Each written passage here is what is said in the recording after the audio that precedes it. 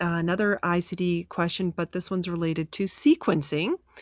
The student asks, is there a rule of thumb to which code should be billed first if the ICD-9 does not state otherwise?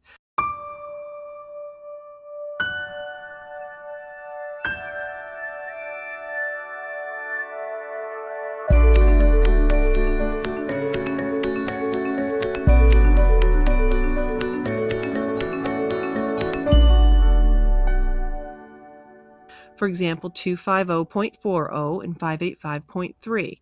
I understand that, but maybe a good example might be dehydration due to flu. What is the rule to bill first? My thinking is you would have the flu before the hydration, but then my overthinking kicks in and thinks that you wouldn't maybe have an office visit if you weren't dehydrated.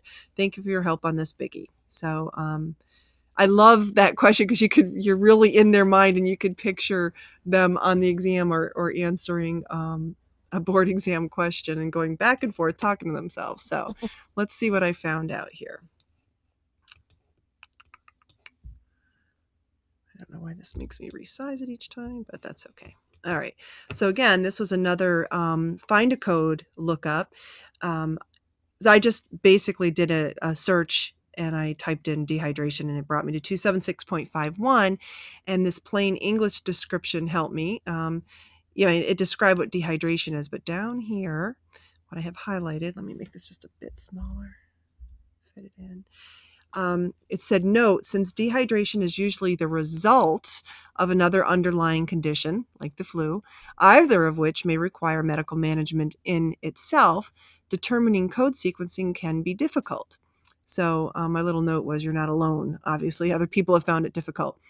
And then it goes on to say, it may be listed first when the physician documents that the dehydration is mainly responsible for the visit and treatment is directed at correcting it. So my general rule of thumb for outpatient coding is think about the reason they came in the door. What's their chief complaint? And if that turns into, a diagnosis, maybe their chief complaint was sore throat and it ends up being they have strep throat, you would code that strep throat. In addition to maybe they also had the flu or whatever. So I don't think you could go wrong with having either first, the flu or the dehydration for outpatient and physician-based coding. But we'd have to see the documentation to really make a determination, which it seemed that the physician focused in on. If most of the documentation seemed to be about the dehydration and the medical decision-making was about dehydration and how to get the patient rehydrated, maybe they were so bad, he or she was feeling they needed to go to the hospital. So that's what you really should use to help you make that decision. Some other references are the, the official ICD coding guidelines. And then there's also this great article online I found in doing some research on advance review of the official outpatient ICD-9 CM coding and reporting guidelines. This will be in the transcript for the Replay Club members, but it is on advanceweb.com. You could probably Google for it. And it talks here about first listed diagnoses. I really thought this was really good info here.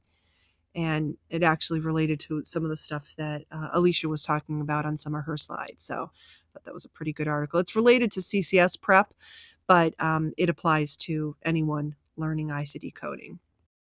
Get more CPC exam tips, coding certification training, and CEU credits.